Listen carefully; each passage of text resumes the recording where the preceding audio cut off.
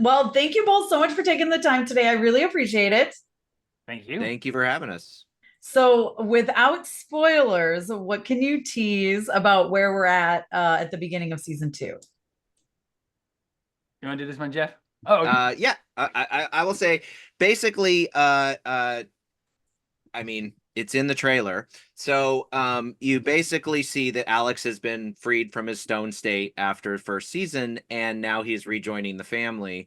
And essentially, what we wanted to play with was that fish out of water aspect, which is while he was gone and his family was trying to rescue him, they became like this well-oiled machine of just like they just knew what they were doing. And now he's back and he doesn't really know his place he fits in because he doesn't is a little bit of feeling like he doesn't belong.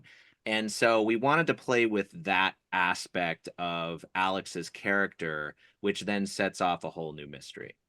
yeah. And that one of the other things we wanted to do with the second season too is in the first season, you know, in the first episode, what the problem is. Mhm. Alex been turned to stone. How do we solve this? We really wanted to treat this season more as a mystery. Mhm. Things seem to be off, but we're not quite sure exactly how they're off or what's causing it. So that's kind of like the thrust, so that the audience and the characters are both in the dark too. I love it. Is that kind of a plan you had? Like, did you kind of already have that plan, when you were working on season one? No. I mean, we that a lot of season two was changed a lot, Okay. and that was just nature of working on season one. I mean, we Yeah. had master plans for multiple seasons and everything. That's just how we work. We have like hundreds of ideas and hundreds of everything, whatever. But this, like anything, once you see what works and Mhm. what doesn't or whatever, things start to become malleable and change. And I think that we did always have certain aspects of it in mind. Yeah. Like there's definitely a few things that we knew, but there was other parts that were created a little bit more on the fly. And a lot of that too is developing season one. Like Jeff and I wrote half the episodes literally Mhm. because we were developing it over years and over time. And so that was a lot more us. And for season two, we really were like, okay, we've got the team here. Yeah. Let's bring up, let's use the facts. And we would go to the other writers and really we're like, what stories do you want to tell? How can we make this?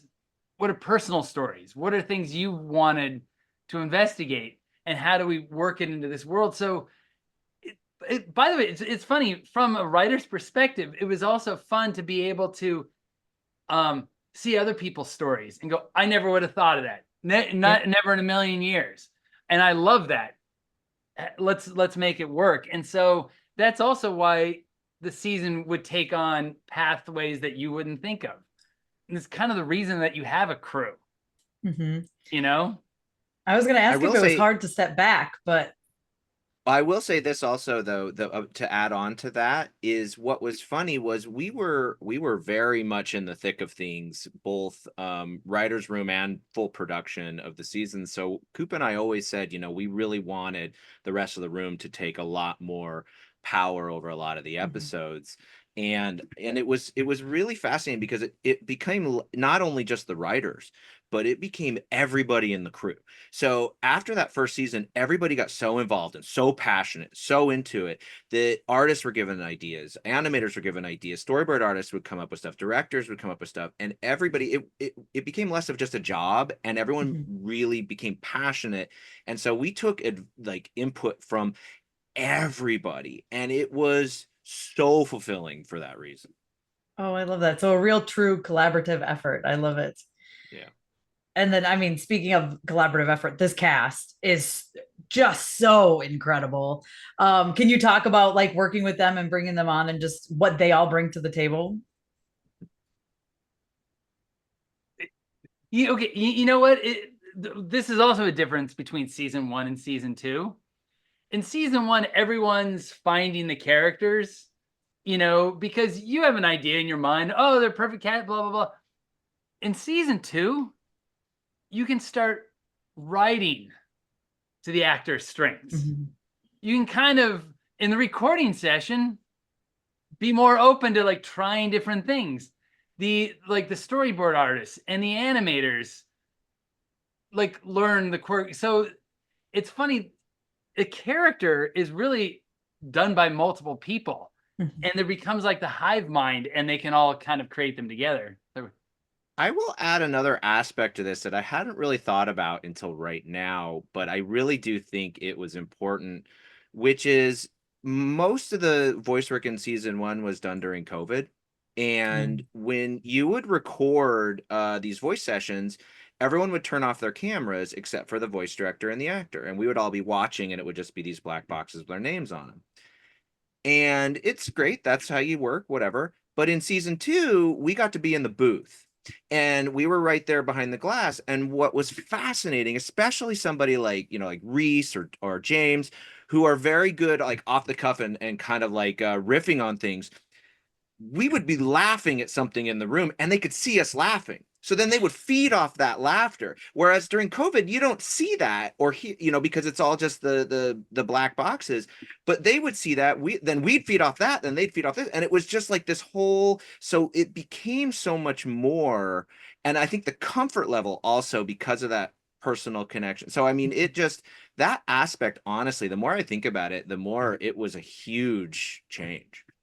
Yeah, I mean, I for sure I've been saying all along that like any creative thing really I feel like suffered during COVID because you don't get an actual true collaboration, Mm-hmm. So it sounds like that was also the case here.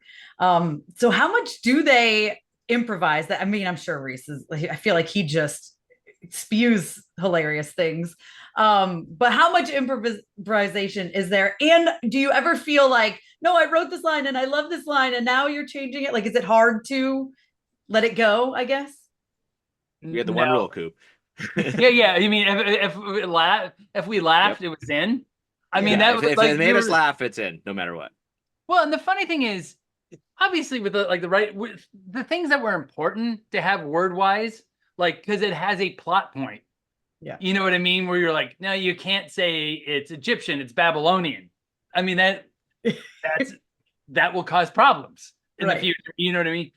Versus get the line, oh, if you need to say it a different way. I mean, this sounds funny. You also realize you write Americanisms and not necessarily all your cast is American or, different. And so it's like, we would say it more like this in my accent. It's easier. But like a lot of the best improv stuff was even less improv-y, and it was more like a little toss away right at the end that we'd be like, whoa, that's it. Or less the dialogue change and just the delivery. Like we would laugh because there'd be a line that we would on paper would just be like, it's just kind of a line. The one that always sticks in my head because we say it all the time is there's a line where Larry just says, well, why would he do that? But the way James delivers it, he was like, why would he do that? He does this whole thing and we die. And we're like, that's not inherently a funny line. That's just getting you to the next line. But the way he did it killed us. And so there was a lot more of the trying different deliveries more than trying the different lines. Although I will say there was a few times where Reese, like second or third time in, would change a line and we would die. We're like, that's in, that's in, so that. But the delivery, that is the thing. Like the most fun thing in the world is exactly what Jeff was saying. A line that is really just servicing the story and is not inherently an interesting line. When an actor can deliver that in a way that you're like, that was a fantastic. There's a term in animation that I love called plussing. It's when something already works and you just improve it. It's like plussing the moment and you're like going, that's fantastic. Well, one of the things I love about this is it is so funny, but it also really has like a spooky vibe, which is perfect for this time of year too. But can you talk about finding the balance between like the spooky and the funny, and because it blends very well together? Well, the balance started with us. And I've primarily spent my whole career in horror and basically have defined my entire character around horror. And Coop has kind of done everything, but he's really kind of landed a lot in comedy and family animation. And so it started as us combining our two personalities, and we'd self-police each other. When something got a little too dark and scary, Coop would be like, dude, what are you doing? And I'd be like, pull me back. And when something maybe was a little too zany, I'd be like, let's pull that back. And we would land in the sweet zone. But then that was how it started. Where it kind of ended was everybody kind of self-policed each other. So like someone would be looking for, where can we pump a joke? Where can we pump a scare? Where can we? And so where it started with us self-policing, by the end, everybody was self-policing. And I mean down to the storyboards and down to the artists and down to like everybody was kind of just finding the balance. So again, the balance came from the whole group. Well, and what's interesting is in animation, for the most part, comedy is the default. So interestingly, it's funny, just as you were saying that, Jeff, I was thinking about like, there were many a time that we'd go, where's the source of the horror? Where's the scares coming from? We didn't really, for the most part, go, let's do a comedy pass. Yeah. That basically just sort of happened. So it was interesting. If anything, even like in animation nuts would be like, pull that back. Because that almost became sort of the default. So you would, along the way, you'd feel it out. But it was funny if you put the scares first, the other stuff tended to happen anyways, Awesome. Well, thank you guys so much for your time, and congratulations on season 2. Hopefully there'll be many more. Thank you so much. So I want to ask you what it was like coming back to Curses for season 2. Oh, it was wonderful to come back for season 2 because, as we know, shows don't always have the opportunity to come back. So I'm very grateful that viewers loved our show so much that they were like, we must have more. So I'm very grateful to supply that. Yeah. And what is it that you love about voicing Pandora? I love her childlike wonder, and I think that's something that drew me to the character early on and drew me to the project early on, is that she doesn't take fear and danger too seriously. Things happen and she makes a sly quip on the side as she's like skateboarding into the fight, like that's so unique, and it's very different than my personality. I would be like, let somebody else handle this. This somebody who's a little more qualified. But I love just her rambunctiousness and her zest for life. I think that's something that is very unique about her, and it's my favorite part. Oh, I love that. When I was talking to the creators, they told me something that I found interesting. They were talking about how for season 1, you guys were kind of going through COVID. And so you recorded a lot of stuff on Zoom, where they noticed a big difference in getting to actually like interact with you guys when you're in the booth. Did you seem to notice that coming into season 2 as well? 1,000,000%. I mean, it's interesting because season 1 and season 2 kind of rolled into one big thing for us. So we didn't have a ton of time in between seasons, but I mean, obviously, if we're recording a episode over Zoom opposed to in person I can feel your energy and I can get the vibe, but through a screen I have to kind of tweak that a little bit. So I think in season 1 we were trying to find our legs, and in season 2 we had more of an advantage of recording in person. I love it. That's I had never thought of that until they mentioned it. And I was like, that makes so much sense because you're just staring at people in a box that doesn't like help you. Yeah, 1,000,000%, 1,000,000%. I mean, we still record on our own. I haven't gotten a chance to do an ensemble record with other actors, but just having the producers there in person definitely helps, opposed to just being completely alone. Yeah, that makes perfect sense. What can you tease about Pandora's journey in season 2 without spoilers for people? Yeah, so Pandora this season, we get to explore her relationship with her friend, and I think that's so wonderful because you get to build the world a little bit. We get to kind of see these characters live life. Yes, she is a part of the Vanderhooven family, but there are also, these kids are in school and they're just kids, which I think is so fun for this season. Like Russ is in high school, and you're like, wait, so this whole season 1 took place over the summer? What are you talking about? And I think that's so fun, like as an actor, to be like, yes, it did take place over the summer, and now they also have school. So I think for Pandora this season, she has her dad back, but things aren't quite settled with Alex. And for the entire family, that's an added layer of stress. What's going on with him is beyond compare of what happened last season. And on top of it, they also have to worry about bringing these artifacts back to their rightful homes. So I think, as far as Pandora is concerned and the entire show as a whole, people are going to enjoy the added layer of what's happening with Alex. Yeah, I was going to ask what it's like to finally get to actually explore your relationship with your father. You know what I mean? You didn't really get to do that before. Yeah, I think it's really cool. And I think that it just lends to the point that it's season two and you get to dive into these characters a little deeper and their stories.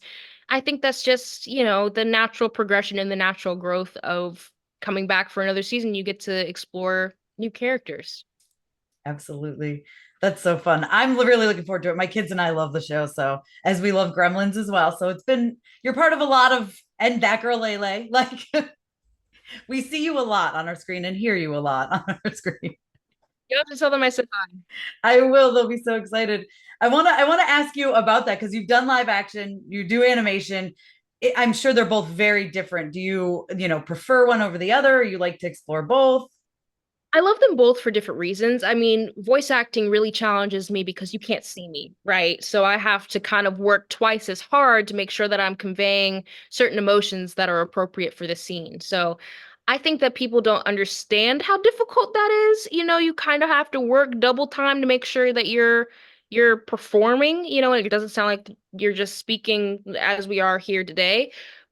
But as far as live action is concerned, I think that it also translates the emotion of voiceover and using different inflections in your voice along with your facial expressions and along with your body and your stage directions and all of those things. So I think that they work hand in hand. I don't prefer one over the other. I think that they're both great for different reasons and they're both difficult for different reasons. Yeah. I want to bring you back to the first time you saw the look of Pandora because I know a lot of times when you record, you don't have an actual animated character to really fully look at. So what did you think? What was your reaction? I thought she was adorable. At the time I was really wearing my hair very similar to how I have it now, but like that was my style. At the time I was like, yeah, we're gonna do the top knot with the half up, half down. And then Pandora had it too. I was like, twin. But it's always mesmerizing to me to see a character for the first time because maybe I'm thinking that she looks one way, and of course it's either 1,000,000% in line with what I was thinking, or it's completely different. And Pandora was kind of on the same track of what I was thinking, and it's always magical to finally see the final product. I love it. And then final question, is there something that you were most excited to see come to life? Like a certain scene that you could talk about in season two, or if you want to bring it back to season one? I I was excited to see the episode. There's an episode where Pandora gets to be very small. She shrunk. And I just think I grew up with Honey, I Shrunk the Kids, and there was a point in, I think it was like Disney World where, you could walk through the Honey, I Shrunk the Kids exhibit. And I just remember doing that as a little girl and being like, wow, this is so sick. And I've always kind of wondered what it would be like to like walk under my bed. Like, what would my dog think? Would he try to eat me? And we kind of explore that a little bit in season two. Like, what would happen if you were really, really small in a horror comedy world? So, that's something that I'm excited for viewers to see. Yeah, it's so fun. I love it. Like you said, horror comedy, that's perfect. I love that it's funny and it's spooky and it's really perfect for spooky season for October. So